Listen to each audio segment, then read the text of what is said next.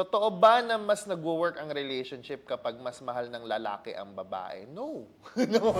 Feeling ko mas nagwo-work kapag mas mahal ng babae ang lalaki. But either way, para sa akin, hindi naman kailangan mas mahal ng isa ang isa eh. Sabi nga, di ba, marami na nag-a-advise nito. Hindi yan 50-50 palagi, di ba? Sometimes, mas marami yung pagmamahal ng babae sa lalaki. Sometimes, mas malaki naman yung pagmamahal ng lalaki sa babae. What should happen is, marunong kayo dapat ma-realize kung ano yung pagkukulang nyo at kung ano yung kailangan nyong ibigay sa relationship. Huwag tayo yung parang ini-ignore natin yung responsibility natin doon sa relationship. And at the same time, huwag din tayong bulag-bulagan so dapat nating gawin para sa relationship natin.